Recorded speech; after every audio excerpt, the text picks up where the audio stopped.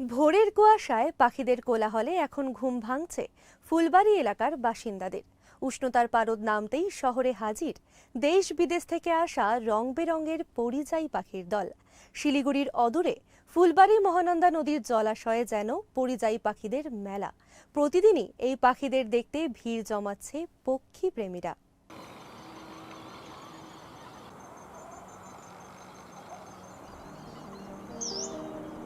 November মাস প্রায় শেষের পথে। উষ্ণতার পারদে নিম্নমুখী জানান দিচ্ছে দোরগোড়ায় শীত।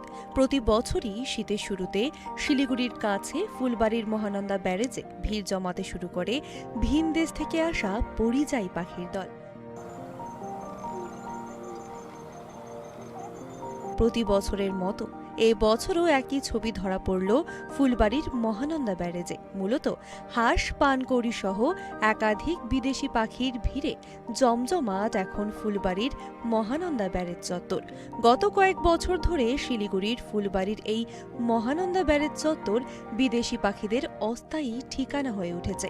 আর এই বিদেশি পাখিদের দেখতে ভিড় জমাচ্ছে স্থানীয় গ্রামবাসী থেকে শুরু করে উত্তরবঙ্গে বেড়াতে আসা পর্যটকেরাও। গত কয়েক বছর ধরে ফুলবাড়ির এই মহানন্দা ব্যারেজের জলাশয় হয়ে উঠেছে পরিযায়ী পাখিদের অস্থায়ী ঠিকানা। দেবারু মোহাম্মদ নামে এক বাসিন্দা জানান, শীতের মরশুম এলেই বিভিন্ন স্থান থেকে পাখিপ্রেমীরা ছুটে আসেন ফুলবাড়ির মহানন্দা নদীর ধারে। এই পরিযায়ী পাখিদের ডানার ছন্দে এবং তাদের সুরেলা ডাকে প্রকৃতির এক আলাদাই মাধুর্য ফুটে ওঠে। এই যে বিদেশি পাখিগুলো এবার খুব তাড়াতাড়ি চলে এসছে। তো আগে যেরকম শীতের সময় আসতো, এখন শীতের আগেই চলে আসছে, শীত পড়ার আগেই চলে আসছে। বিশেষ করে এই যে ফরেস্ট ডিপার্টমেন্ট থেকে যে এখানে ফরেস্টের গাছপালা লাগাইছে না, এটার জন্য বিশেষ করে তাড়াতাড়ি চলে এসছে। আর এর আগে এত পাখি দেখা যেত না, এবার যা পাখি এসছে আর কি বিভিন্ন রকম খুব সুন্দর লাগে। কেউ যেন ডিস্টার্ব না করতে পারে, সেটা আমরা এখান থেকে এই পার্কের দায়িত্বে আমরা আছি তো, এবং এই পার্কে আসলেই পার্কের পাশ থেকেই পাখিগুলো আপনি দেখতে পাবেন। একদম সুন্দরভাবে পরিষ্কার কাছাকাছি দেখতে পাবেন। বছর কয়েক আগে এই সময় মহানন্দা ব্যারেজ এলাকায় জোরে জোরে ডিজে বাজিয়ে পিকনিকের আয়োজন করা হতো।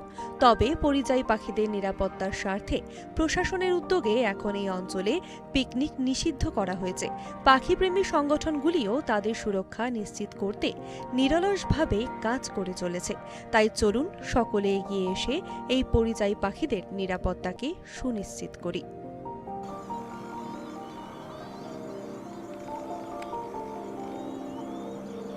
সাবর্ণী বিশ্বাসের রিপোর্ট, শিলিগুড়ি লাইভ।